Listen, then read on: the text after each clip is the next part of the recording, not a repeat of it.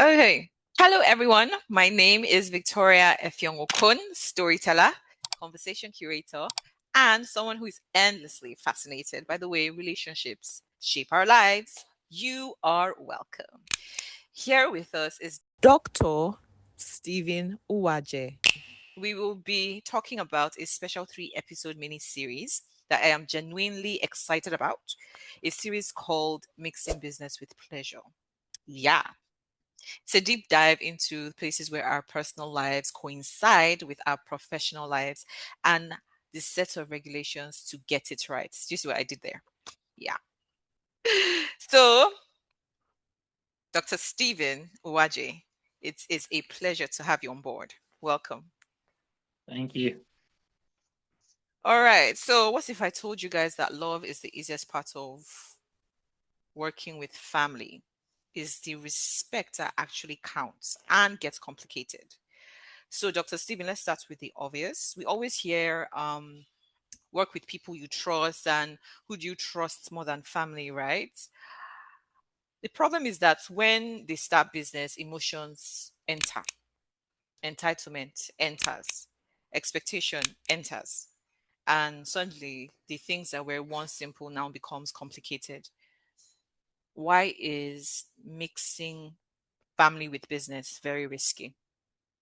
I mean, mixing family business is risky and complicated for two reasons. One is because you have deep vested interests. You have interests that go beyond the office relationship that follow you home. And so it has a huge compounding effect. That is the first part. The second part of it is you also then have a situation where there are expectations that may not be met in the business and that can really impact your economic situation. So you end up in a situation where you are economically impacted and you're emotionally impacted. So that's double whammy. And that's why it is a Mm. really dicey, sensitive situation for a lot of people. So, what would you advise people do first before, bringing your sister on board? For example, I own a business. What would I say? Okay, hair. I own a hair business. I want my sister to come. I'm just a small business owner, but I know how she is at home. Let's not be like as if I'm going outside to go and bring somebody where she can help out. She's not doing so much. Do you understand? And Mhm. there's also two things I'm stating. I'm speaking as an owner, and I want to also be speaking from my sister's point of view. How do I also accept a job from my sister? I know everybody likes good money, but I don't want a situation where she starts to undervalue me because I'm a sister. I just do this one now. Just it's always, do you understand what I mean? Just do this. And she's paying me 50K, but if she's bringing somebody on board, she's probably paying that person 250K. So how can I navigate that? Number one, from my Mhm. workers' point of view, and as a CEO too, I don't want any disrespect. When I say go, you go. We're not doing sister relationship here. So yeah, two questions in one. That's that's an excellent point of view because we often think about it from the perspective of the owner of the business who is bearing a lot of risk and that rightfully is the case, but there is also the family member who goes through that. I mean, I come from a family where we've run businesses for over 4 decades, so I know what you mean in that space. So I'll start from the owner of the business, and then we will speak about the family member who's being employed into that business. As an owner of a business, I think the first thing you should be thinking about is one, it is a very kind and good and generous thing, and in fact, a business savvy thing to bring in family. Yes, this Mm, this goes against the grain of how a lot of people think about it. The value of family is if is that you can trust them, like you had mentioned before in some of our conversations. But what is trust? mm, You have different family members. Do you trust them to be honest? So you know your family members. You know your family members, and you know their different weaknesses, the same way you have your own weaknesses, your areas of growth. So if you have a family member where you know their full idiosyncrasies, their own peculiarities, you're not dealing with some of those things where you have to interview someone outside who in 1 hour they're telling you all the fancy things they know you want to hear. And so you're taking a gamble. With this person, you know them. And so you are coming with the right set of information to know the best place to place them, way to place them, and to get the most value from them. So that's a strong value proposition. The second thing about it is that with that information, you are in the best place to be able to see where you can get the most value from them. And if you can clearly define what that value is, then pay them accordingly. Know what the market Mm, rate would have been, and then pay them accordingly. be honest. So you be honest, it gives you strong leverage when you have that. And then you also have the advantage of the fact that you have more pressure points with them. You have the fact that they you have more incentive system beyond your pay with them when it even comes Mm. to either praise or corrective Pain. measures Okay. beyond Okay. beyond beyond yourself. So that's a strong value proposition. Now, when it comes to the other party who's thinking about working with family, the same thing applies is you have a decent idea of who your future boss is. So Mm, you have more information that you're dealing with. You also have the benefit of not being under pressure to say, let me just take this job. So it's the opportunity to have frank conversation and say, brother, sister, cousin, how are you going to treat me?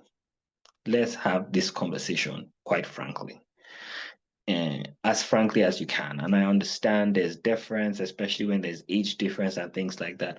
But you're in a better position to have those conversations versus that person where you're just having follow-on interviews every now and then. mm, So take advantage of where you have an advantage. There's the advantage of being mm, or where there's an outsider, but there's the advantage of being an insider. Why won't you maximize the advantage of being an insider? A lot of times I hear people say things like, "Oh, let's act like if we're in a proper business," and then you do everything by the books, but you are not. mm-hmm, So take advantage of your inside advantage that you have, mm-hmm, the same way you're losing the benefits of an outside advantage. Have conversations where you can have debates where you can talk about what progress looks like for you, talk about money very quickly in those spaces so that there is an understanding before you begin to have that working relationship. mm. Okay. Okay, that brings me to my next question. What would success look like for you in business? Because you've told me about how your family runs 4 decades of real estate business. That's transgenerational wealth right there. So you already have all this in your hands. So what is success in business when it comes to family? So for our family, the way we run our business, we really like the idea of a lot of people owning homes. Mm, And so for us, it was many people owning homes, but we want to be profitable. So there's the values and there's profit. So there's some people call it purpose and profit. You know, two P's, easy to remember. mm, But I think success should be summed up in one word. In business, fundamentally, is value. And what does value mean? Is that you are giving people something that is inherent, that inherently in their mind leaves them better than they started, cost them, brings them more value than it cost them. And that can be physically, mentally, emotionally, psychologically, any of the illies that you can think about. That's mm, why people will pay to watch a concert because it makes them happy. That's why people will go to a doctor because they feel healthier. That's why people will eat a good meal. It fills them up. So as long as the price they are paying for it is lower than the value they believe they are gaining from it, you've given them value. So that for us is mm, value, that somebody is happier, things that they've gotten a house at a price that is good for them. And we too are Mm. believing that we're able to give them a house at a price that they think is valuable for them, and we are able to give it to them at and they are able to pay us a price that makes it worth it for us to continue to build. So you've answered what the blessing of having family is on board. But there are still some people that feel entitled. Is my brother so? I would rather so now the the Easterners, the Eastern brothers, they got something right, right? Mhm, They would take their relatives, their mhm, nephews or nieces, but mostly mhm. nephews under them and train them and teach them, give them a skill and is even studied in universities, like is a case study in universities, and it's actually beautiful to see that people are actually adapting to the fact that yes, families can actually make great businesses. There are so many, obviously, but that sense of entitlement is something that happens over time. That's the problem. So you can trust Mhm. this person, and I would rather, Jonathan, I would rather choose my family member, like you said, take advantage of the advantage. I love that word, by the way. I would rather choose my own family member than somebody outside just because I know this person, just because I trust this person. How can you control entitlement mentality The entitlement mentality. as a So CEO? the entitlement mentality as a CEO is a breakdown in expectation. Is you feel that because you know me as CEO means that I owe you certain things that I don't, or I feel that I don't. That is it in very plain terms. Now, why did it work?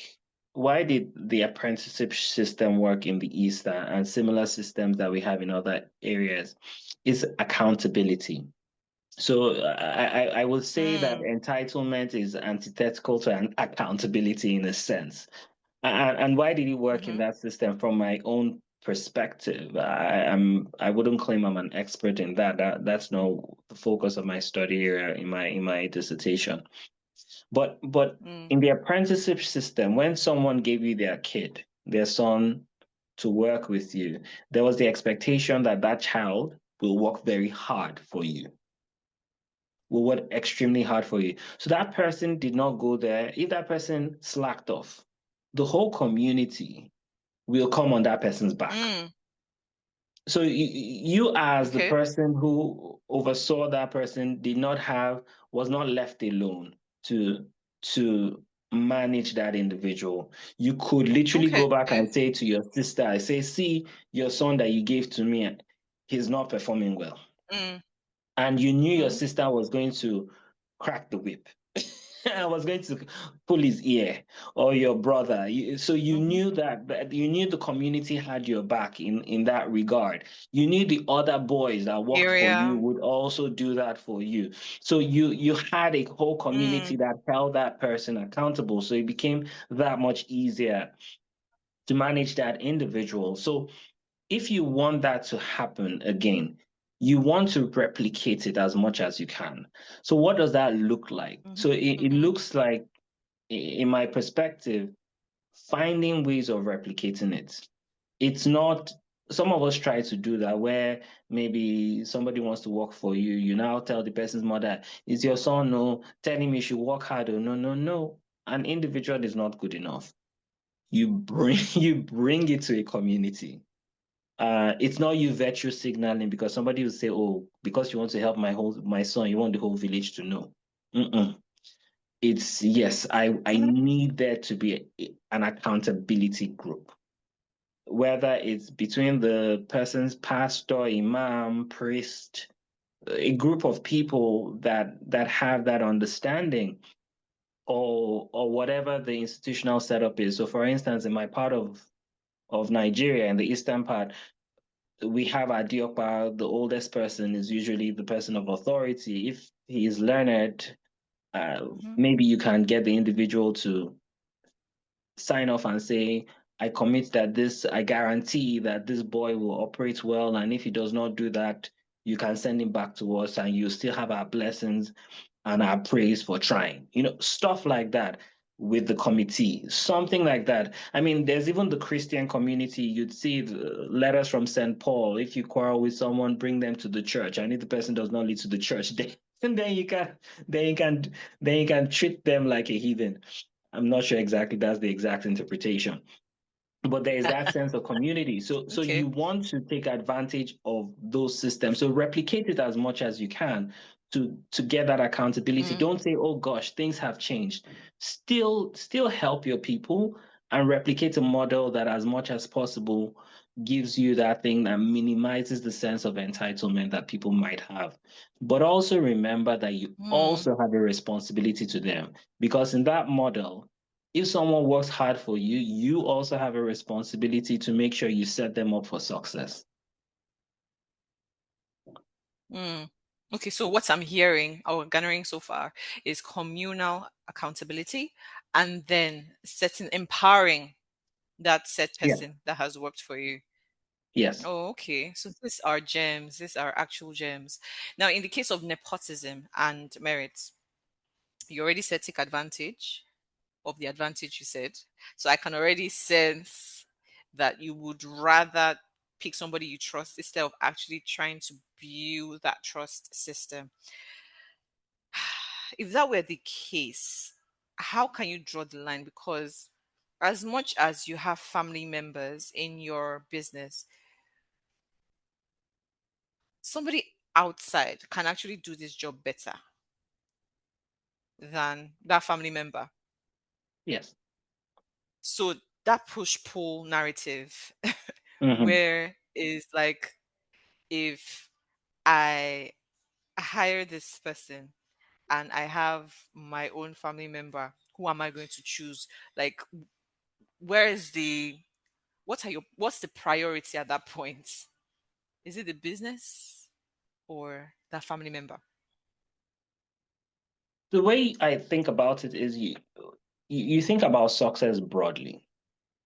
Mm, You think about success, and this was part of the value of the Eastern system, Eastern Nigerian system. Is success was, of course, in terms of the volume of business you do, but also how many people did you train? How many boys grew up under you? How many people were successful under you? Which I think is a perfect, beautiful paradigm for success.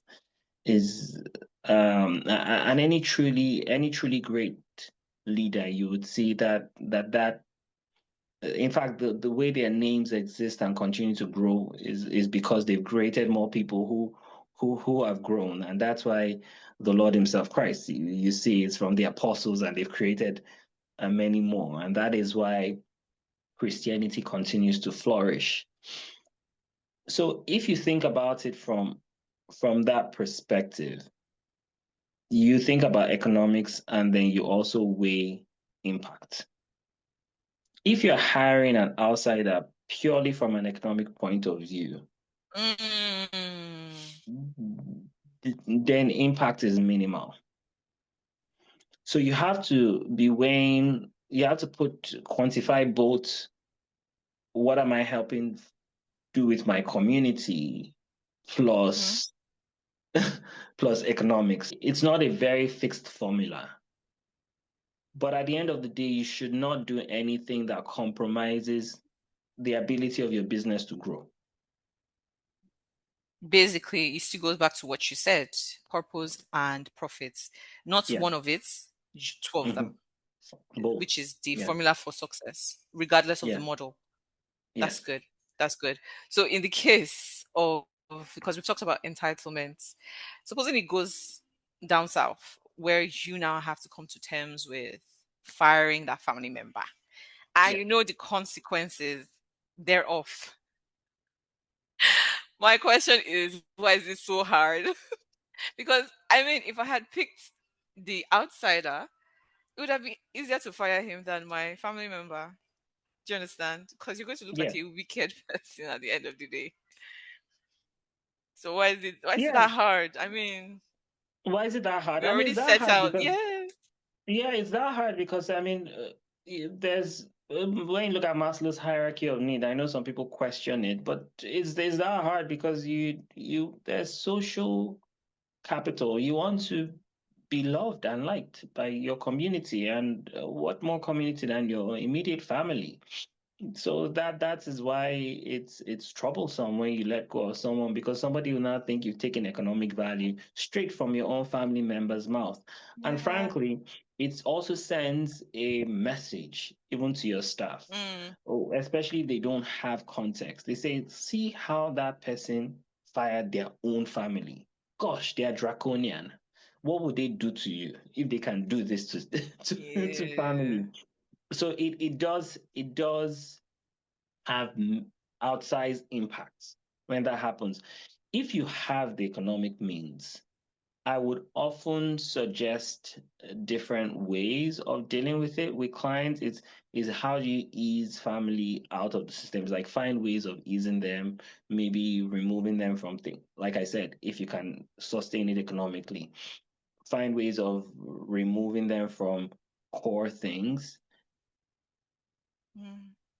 into things that that do not impede your work because a lot of times if you're letting go of families because it's because they are damage to your organization a lot of times and I'm taking in my people hat. Most people are very valuable. Most people just don't know where their talents lie, so their talent might be somewhere else. If their family, do you have the patience to find out what motivates them, what skills they have?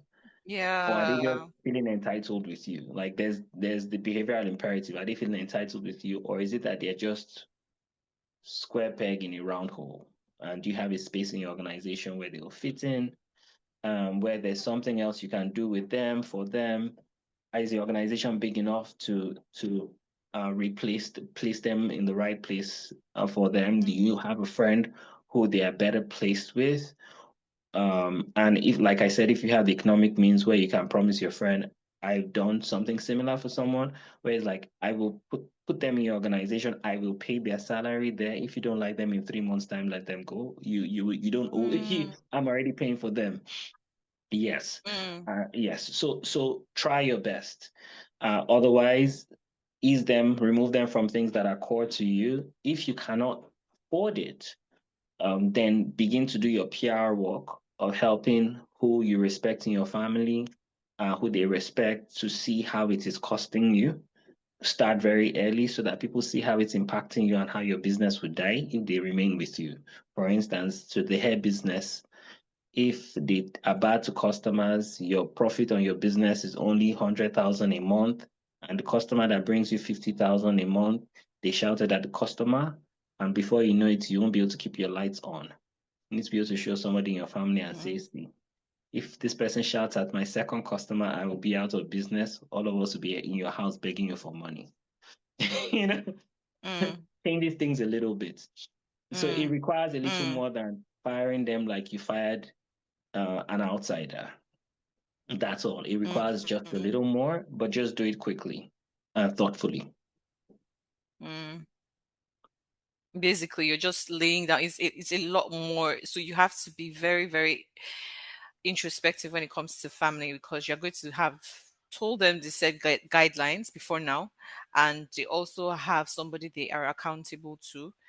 Um, and still you're also societally impacting with purpose and profits. Yes, so all Yeah. of this at the end of the day is still how to manage family. So you already answered my question of how you can families can build structure without destroying the relationship, which makes a whole lot of sense. um Now, you talked about friendships, right? How you were going to uh how you helped a friend. Okay, if this person is not good enough, then let me let me pay 3 months advance, or you pay 3 months advance, right? I think that was beautifully put It, because some friendships are deep, are very deep. Some feel transactional, some maybe with uh are just for proximity. Now, we're coming to the area of friendships in business. That is, we're going to use the hair brand since we've already started with it. I have my hair business, obviously. My friend is like, "Oh, I like the way he's profiting. Let's expand. Let's expand." Well, I've gotten to the point where I actually want to expand. And my friend is like, "I will give you some money, and you give me some money. Let's co-own it together. We're going to be partners in this." And you already know your friend. You understand your friend. You know her advantage and her disadvantages. Like when it comes to friendship, not so sure for business.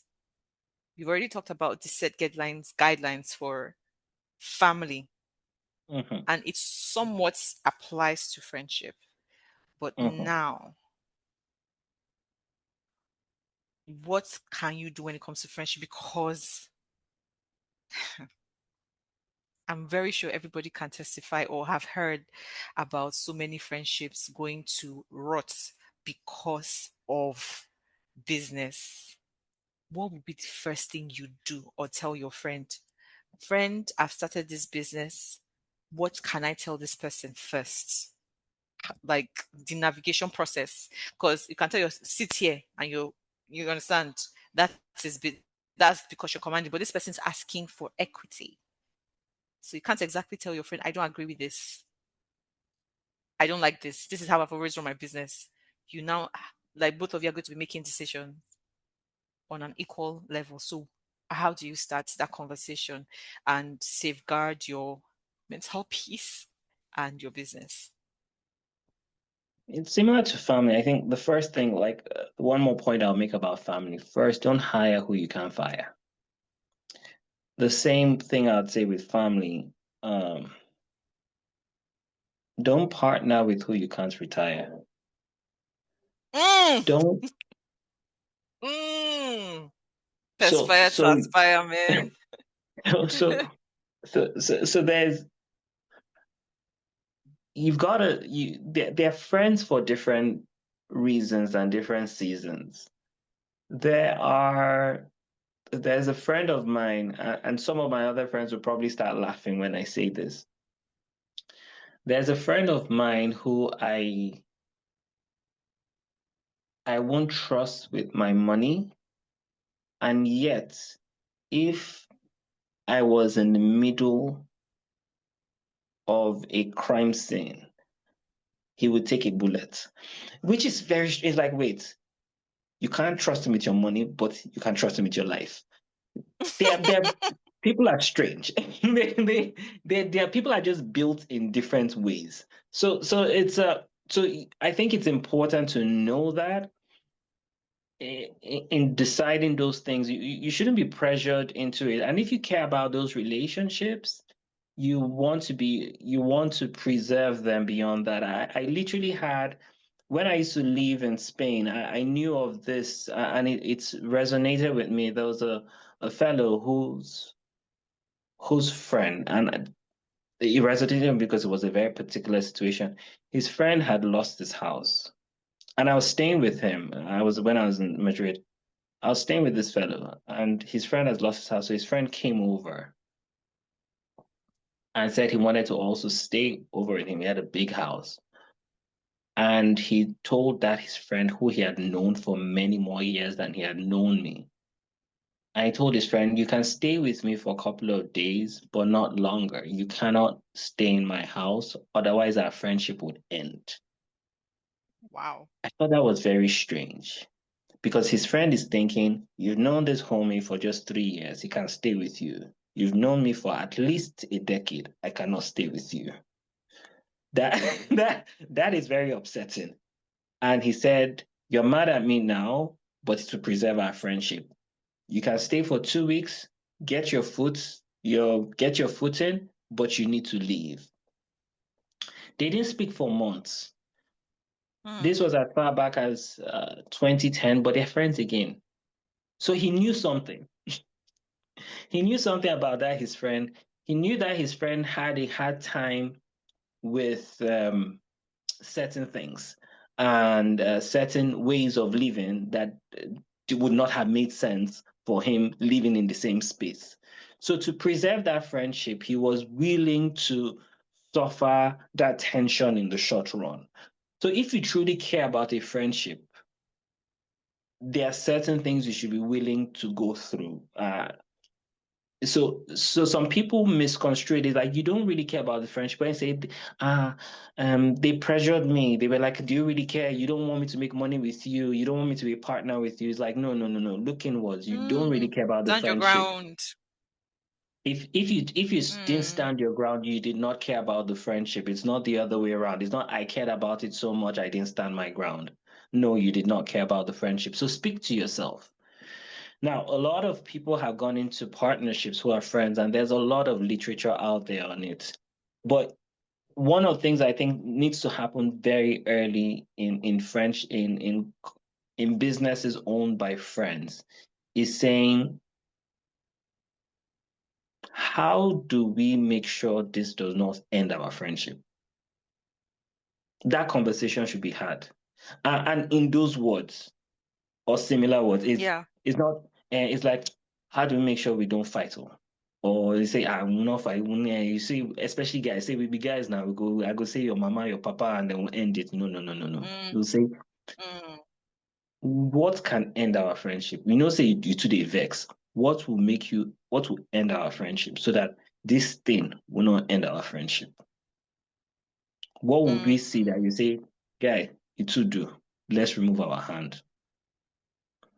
So that is what is the first point of the contract, that you devise the contract and say when we cross this line we say this business we're Mm-hmm. parting ways because we decided that after this line Mm-hmm. we know our friendship will be over and we don't want our friendship to be over.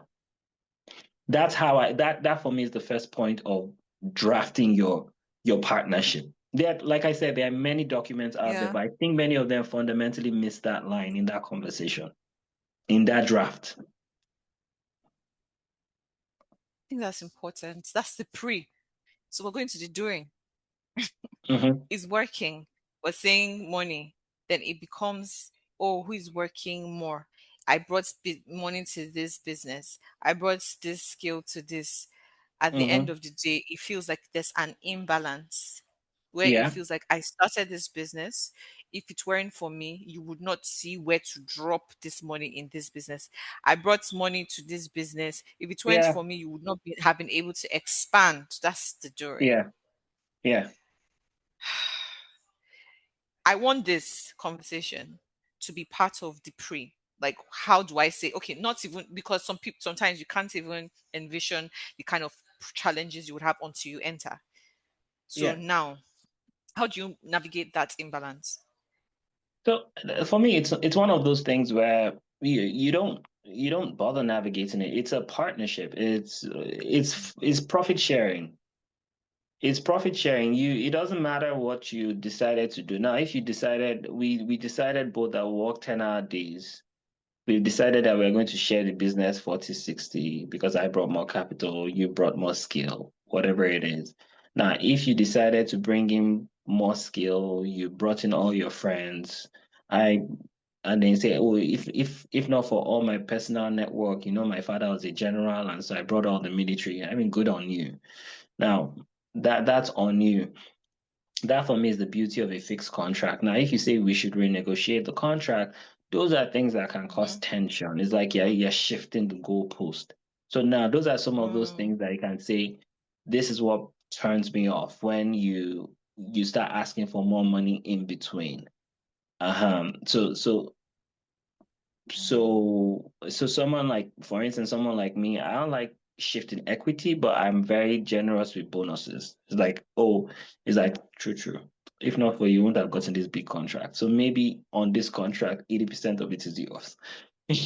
But some other I people are see. like, yeah, get more equity. It still boils down to the honesty. It still boils down to that Yes. honesty you talked about. Yeah, yeah, but and understanding because some other people are fine with just giving you equity, and that's just how they roll. Like we all have our different personalities, temperaments, and everything. So So it's if you've signed a contract, when it comes to contract, economic value is set up. I think the real challenge, in my experience, is really about the day-to-day operations, how we interact with each other, who's the boss, who talks, when, who makes the final decision. We hire a lot of staff. Partner A likes the staff, partner B thinks they're very upsetting and thinks they're rude or not very kind or not very thoughtful or not very or lazy. Who fires them? How do we decide whether they stay or go? Who decides whether someone is promote can be promoted or should not be promoted? Who feels usurped? Who feels like did you in a meeting did you counter me in public? Do I feel like you embarrassed me, or do I feel like you sounded like we're partners? Those are really the things that I think really mess up friendships. But when it comes to the economic part of things, a contract is a contract. That usually is pretty done and dusted. Mm. So now we have come to the post where we're at the edge. I'm not going further than this because of something that has happened. Um, how do how do we revive the friendship and the business? Because now it's a signed contract. I can't do go to point A without you because everybody knows us together. Hmm. If I go, where's your partner? It starts becoming a thing of this is not for investors, because if I see that as an investor, I'm going to be questioning what's happening. Is somebody trying to play a game and is with my money? No. So now you talked about shifting the goalpost. Problem is when the goalpost is shifted, it starts to affect business. So how do you then revive or save the friendship and the business? Because now Hmm. there's an intertwine. People have survived this long. What is the secret? What's the secret? And how can you revive it if it has happened? Yeah, a lot of times, for most of us, is ego. It's ego that gets in the way of many things. At the end of the day, it's someone felt disrespected, it's someone felt cheated. And a lot of times, there's a definition of happiness that I'm beginning to refine in my head. I'm hearing a lot of it, and I'm beginning to like it more and more. Is just the gap from expectations. A lot of times, even if I paid for something, if I paid 1,000 naira for something and I just found out that somebody else paid 40 naira, I feel bad. Meanwhile, I could have paid 10,000 for it, but there's just, I just feel cheated. And suddenly I'm unhappy with it. It's just gap from Mm, expectation. So a lot of times, you just find out a lot of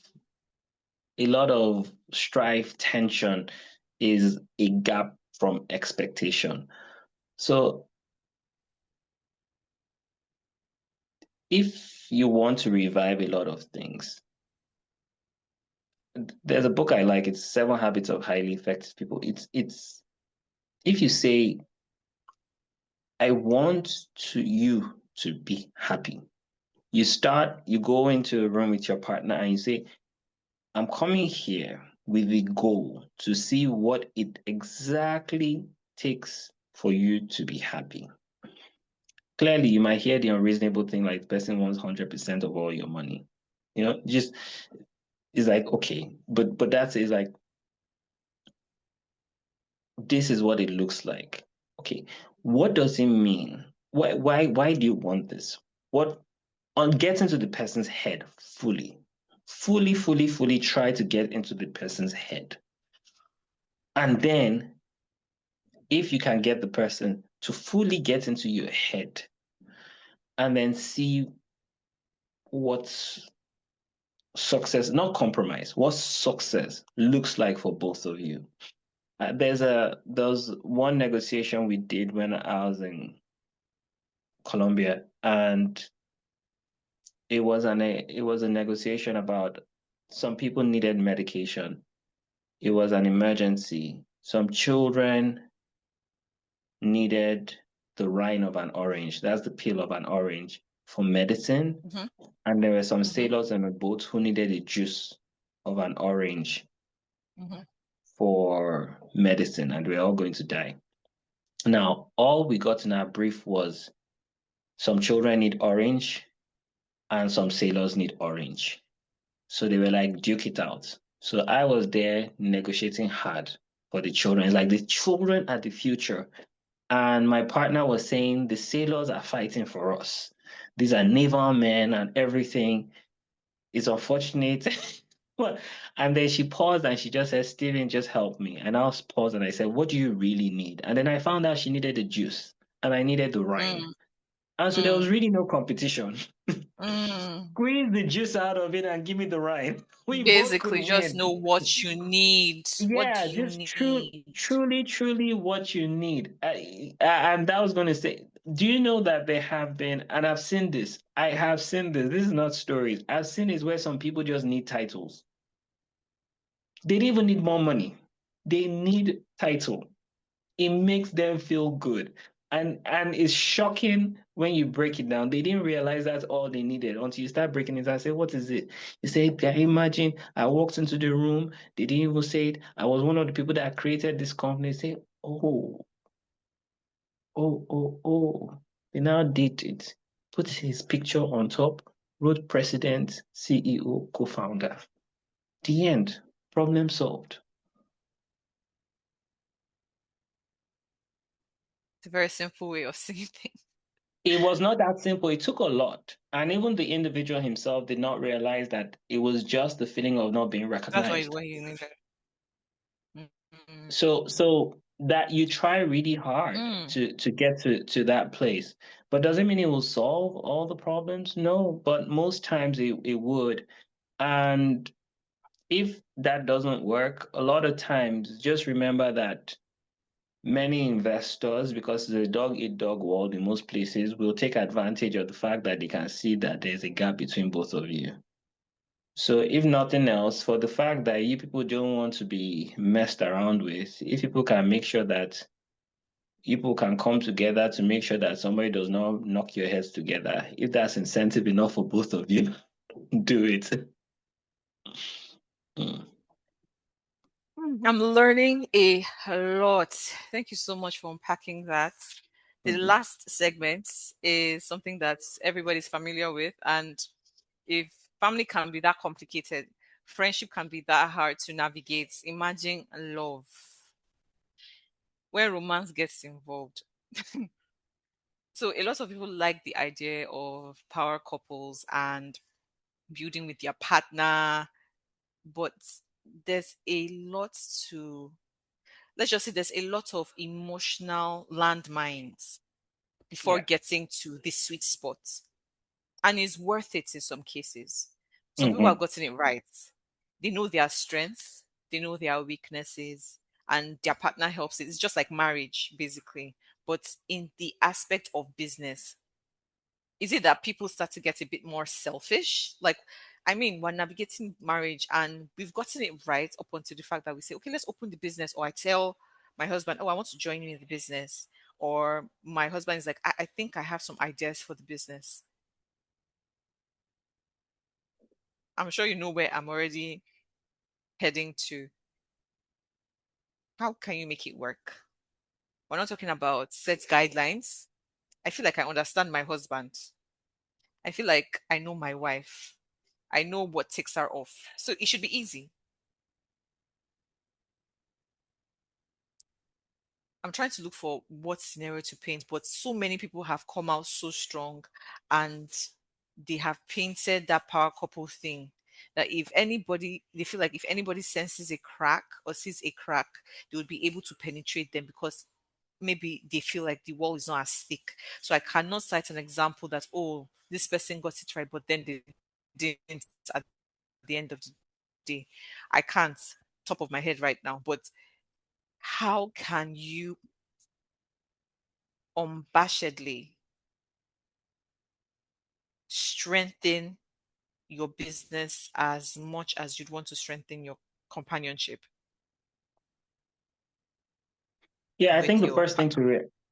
I think the first thing to realize is that working with your spouse is not new. In fact, it's is nearly as old as time itself, if not as Mhm. old as time itself. We just tend to forget those things. The early days is the men were hunters, gatherers. Uh, People forget that they would hunt. The women would help bring the berries together. All this working from home is not new.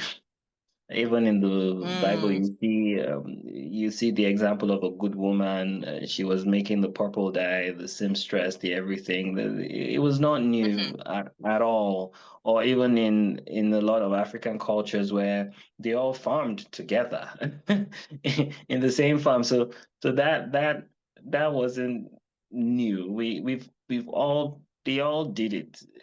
We've Where I think the first fundamental issue is that one, we think is new. We think we are dealing with a challenge that never was. So we haven't even gone back to look at where it happened before and what happened before. The second thing I think that has gone wrong is that we often think that there is work personality and life personality. There isn't supposed to be a dissonance between how you work and live. It's the reason Are why some people will say and leave God out of this. And it's the reason why some people say words like kingdom business. There's no such thing as kingdom business. You're either an honest business, you're either an honest person or you're not. Your honesty should permeate your life and your work. You don't cheat people at work and say you're an honest person at mhm, home. You're not kind, mhm, you're not unkind to your subordinates, and yet you are a kind pastor. It doesn't make sense. So that distinction ought not to be. And so if you are working together, it should just be an extension of or it should be an opportunity to say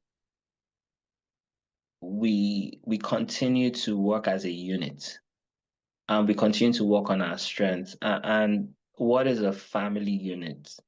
A family is a body, and a body works based on its strengths. Where I often see where there are mismatches is often with male folks like me, where they say I'm the head of the household.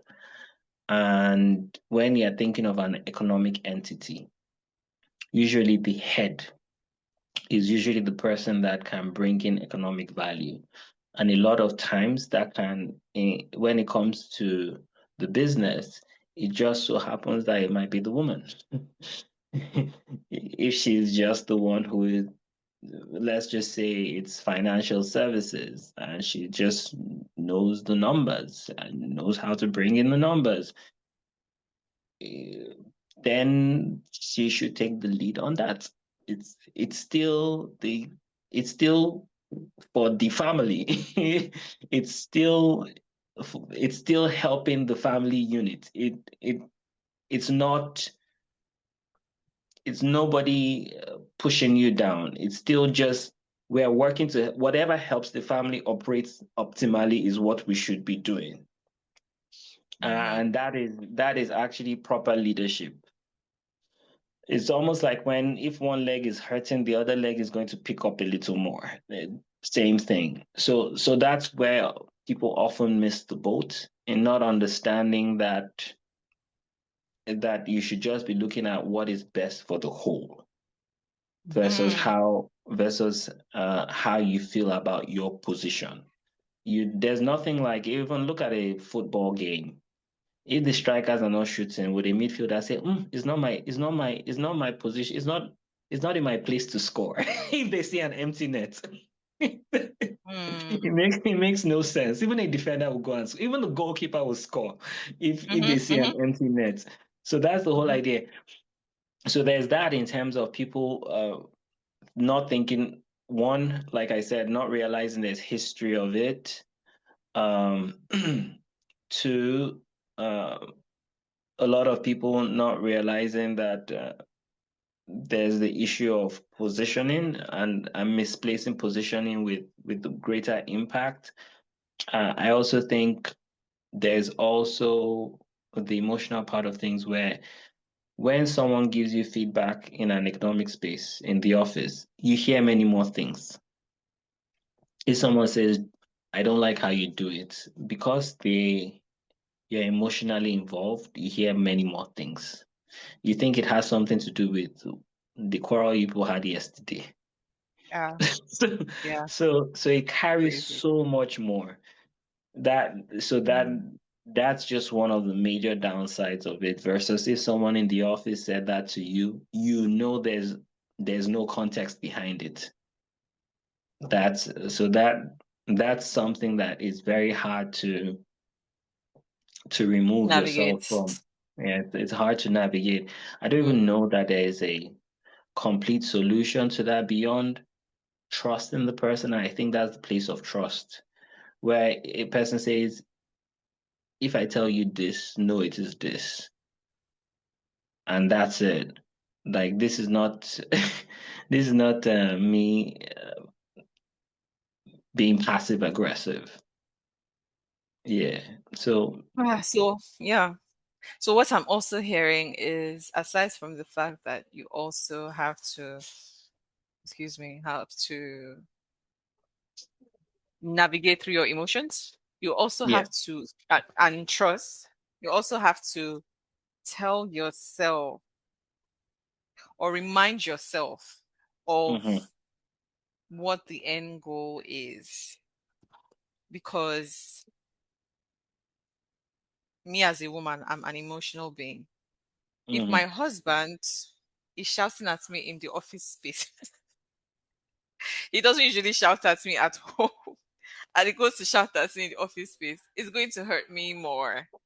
Yeah. It's going to hurt me more. And I'm thinking in my head, as it's hurting me more, Mm-hmm. I have to now come to terms with myself, because he may not apologize or he'll not even know what is wrong.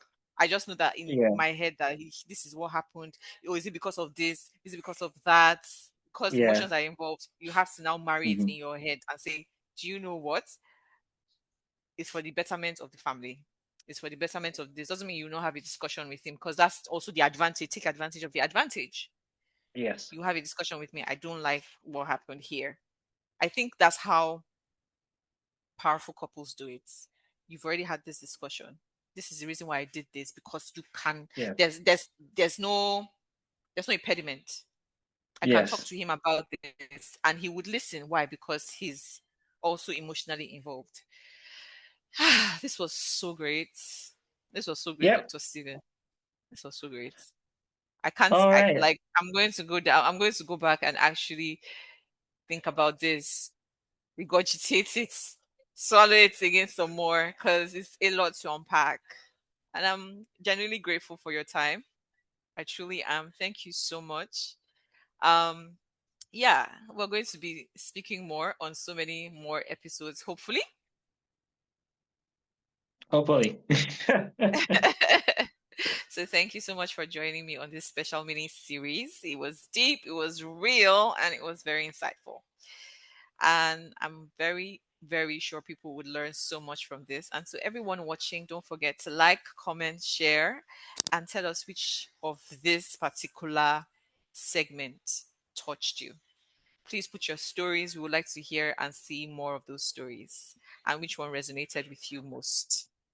My name is Victoria Fionkun. Thank you for joining me. Until next time. Bye. All right. Goodbye. Thanks, Victor. Good. All right.